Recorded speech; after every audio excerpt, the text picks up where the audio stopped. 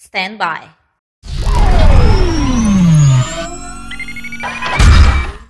In 5, 4, 3, 2, 1.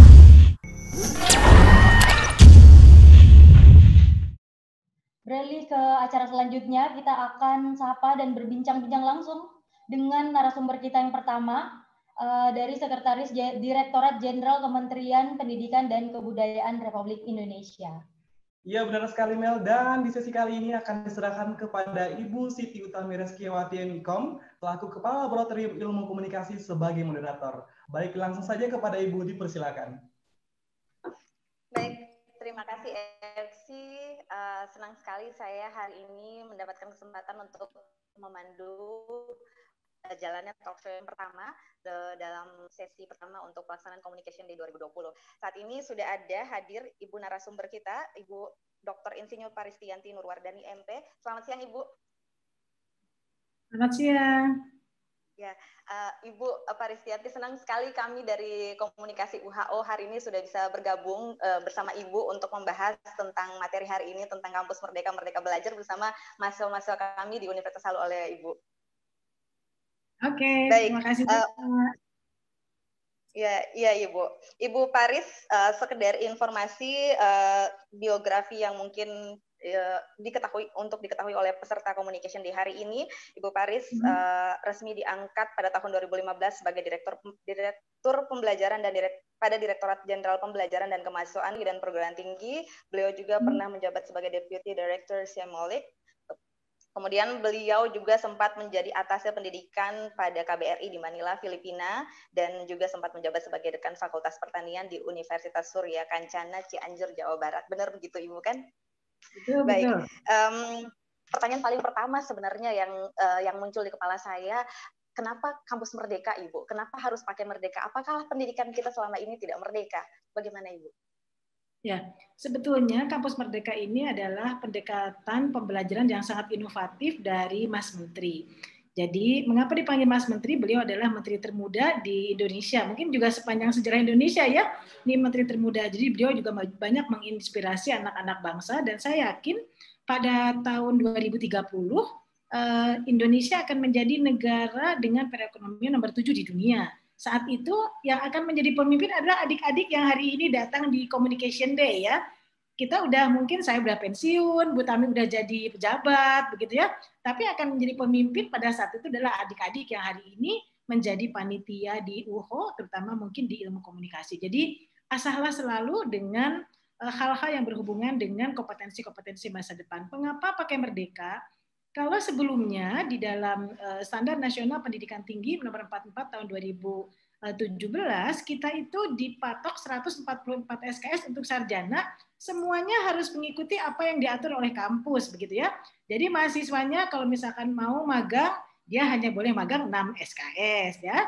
Walaupun magangnya misalkan 1 tahun tetap aja 6 SKS. Nah, sekarang ini Mas Menteri memberikan inovasi bahwa untuk mendapatkan pekerjaan yang dicintai oleh mahasiswa, itu mahasiswa sejak masuk ke perguruan tinggi atau mungkin sebelumnya di perguruan tinggi harus sudah mulai punya cita-cita. Misalkan saya ingin menjadi ahli data science untuk ilmu komunikasi di Jepang, misalkan ya. Nah itu udah harus dicari tuh. Saya kalau mau jadi ahli data science di Jepang, saya nggak mungkin pelajarannya adalah hanya ilmu komunikasi di UHO saja. Pasti saya juga harus belajar bahasa Jepang. Saya juga harus belajar bahasa Inggris. Saya juga mungkin harus berkomunikasi dengan orang Jepang. Nah, oleh sebab itu, kalau di Kampus Merdeka 144 SKS itu dibebaskan kepada mahasiswa. Mau cita-citanya apa, silahkan jalannya ditata agar cita-cita tersebut dicapai dalam 8 semester. Karena saya ingin menjadi data analis untuk komunikasi di Jepang, maka saya memutuskan saya akan ngambil 1 semester di bahasa Jepang. Kalau di UHO nggak ada, berarti dia harus ikut kegiatan di program studi bahasa Jepang, misalkan di Unhas.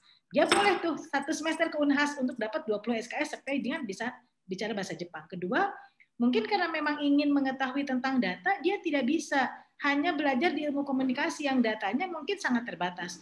Maka mungkin yang bersangkutan ingin magang di BPS, tapi BPS-nya misalkan adalah BPS di nasional ke Jakarta. Dia magang di Jakarta boleh? Boleh. Kalau dulu 1 semester magang hanya 6 SKS, sekarang enggak, 1 semester bisa dikasih 20 SKS, begitu ya. Itu adalah tergantung dari komunikasi dengan dosen pembimbing. Ketiga, karena memang cita-citanya ingin bekerja menjadi ahli data science di bidang komunikasi di Jepang, maka dia boleh juga melakukan kegiatan magangnya 1 semester lagi di Jepang.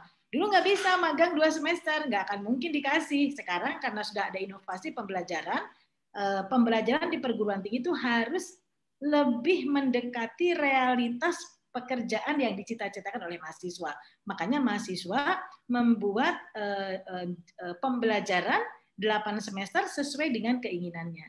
Jadi itu harus difasilitasi oleh dosen pembimbing dan oleh program studi. Jadi sekarang kalau mau menjadi ahli data science bidang ilmu komunikasi di Jepang, maka dia boleh menentukan sendiri 3 semester boleh belajar di mana saja, dan itu harus difasilitasi oleh dosen dan oleh program studi. Makanya itu yang dinamakan adalah inovasi belajar. Inovasi belajar ini prinsipnya adalah melakukan relevansi antara pendidikan di perguruan tinggi dengan realisasi di dunia kerja. Begitu mungkin Mbak Tami ya. Selamat melakukan inovasi untuk diri sendiri dan untuk menjadikan masa depan adik-adik cerah dan dicintai oleh dirinya. Jadi bukan ditentukan oleh orang tua, bukan ditentukan oleh pacar ya, ditentukannya oleh diri sendiri. Begitu Mbak Tami. Ya, Ibu Paris, kalau kita bicara yang saya cuplik tadi dari jawabannya Ibu bahwa Kampus Merdeka berarti penekanannya ada pada inovasi dan kolaborasi yang bisa dilakukan sama kampus. Nah, tapi persoalannya kemudian kami di daerah Ibu adalah persoalan SDM. SDM itu bukan hanya soal SDM dari kami yang ada di daerah dari mahasiswanya saja, tapi juga dari kami para staf pengajar juga SDM untuk mau mengembangkan diri dan berinovasi itu kadang-kadang masih kompleks di daerah Ibu. Nah, akar masalah paling mendasar dari pendidikan Indonesia adalah faktor SDM. Jadi bagaimana dalam kacamata kementerian, apakah kita akan mendapat apa yang ingin dicapai sama Kampus Merdeka yang sudah dicanangkan oleh kementerian, lalu dilihat dari kacamata kementerian apakah sivitas akademika apakah sudah ada mapping yang dilakukan sama kementerian untuk melihat kesiapan dari sivitas akademika terkait pengembangan SDM yang ada di kampus. Baik, Bu Tami, kampus itu adalah institusi otonomi. Ya, yang kedua adalah kami di Kementerian Pendidikan dan Kebudayaan, khususnya Direktorat Jenderal Pendidikan Tinggi, begitu meluncurkan Kampus Merdeka, Mas Menteri sudah membuatkan keputusan untuk meningkatkan berbagai macam skema pendanaan ya. Jadi skema pendanaan tahun depan itu ada skema pendanaan nomor 1 adalah untuk Kampus Merdeka sendiri, itu ada skema bantuan dari Kementerian Pendidikan dan Kebudayaan sebanyak 350 miliar. Jadi nggak mungkin kementerian mempunyai inovasi terus kemudian tidak ada fasilitasinya, begitu ya. Kemudian yang kedua, Mas Menteri juga melakukan fasilitasi untuk Merdeka Belajar yang dikemas dalam 8 indikator kinerja utama, itu juga disiapkan dana sebesar lebih kurang 1,25 triliun. Jadi ini adalah tergantung nih dari UHO, dari Fakultas Ilmu Komunikasi dan Ilmu Sosial, dan tergantung daripada dosennya apakah mau menggunakan atau memanfaatkan fasilitas tersebut. Tentu saja kalau menurut saya yang paling aman, saya juga datang dari kota kecil, tapi saya punya cita-cita yang relatif besar begitu ya, dan saya sudah tahu bahwa kalau saya cita-citanya besar, saya tidak bisa belajar biasa-biasa saja. Harus selalu jadi nomor 1, harus banyak ilmu komunikasi, harus juga mengikuti tujuan pendidikan tinggi, yaitu menciptakan manusia yang bertakwa kepada Tuhan Yang Maha Esa, berakhlak mulia. Nah, itu ya, berakhlak mulia, sehat, cerdas, berkompetensi, dan berdaya saing. Nah, pada saat kita melakukan kompetensi, itu akan ada 3 kompetensi yang harus dikuasai. Yang pertama adalah pengetahuan, kedua kompetensi di bidang keterampilan, dan ketiga adalah kompetensi di bidang sikap. Walaupun Bu Tami atau ada mahasiswa peserta Communication Day saat ini yang berjumlah luar biasa nih ya, berjumlah 352 orang, punya IPK 4,0, kalau dia tidak berakhlak mulia, dia tidak akan punya karir yang bagus. Ya, kalau dia juga punya IPK 4,0 terus-terusan dari semester 1 sampai dengan semester 8, kalau dia tidak pandai berkomunikasi, tidak akan pintar juga melakukan promosi terhadap kompetensinya. Mungkin salah satu yang Ibu kagumi adalah Adinda Bintang Emon ya, yang luar biasa sebagai seorang anak muda sudah pandai melakukan berbagai macam critical thinking ya untuk komunitasnya, untuk pemerintah, tapi dengan cara yang sangat santun. Ini adalah cara-cara critical thinking yang sangat baik untuk menjadi inspirasi bagi adik-adik yang hari ini bergabung pada Communication Day dari Universitas Haluoleo.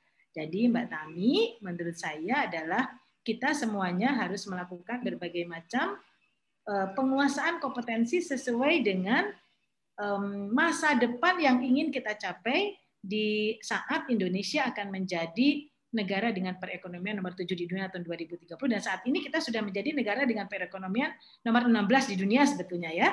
Dia sudah cukup luar biasa untuk Indonesia, dan saya titip sama Mbak Tami dan adik-adik yang hari ini bergabung untuk membawa Indonesia menjadi negara dengan perekonomian nomor 7 di dunia tahun 2030 ya.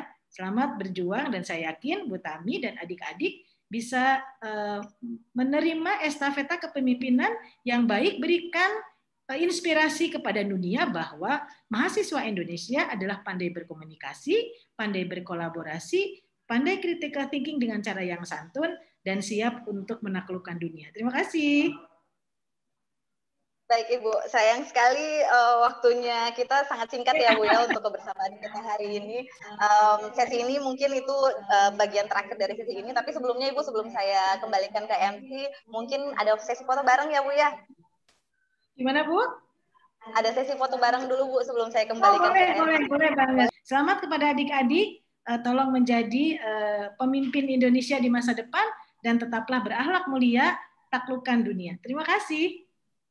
Sesi foto dulu ya Bu ya? Ya. Tolong operator, satu kali aja ya.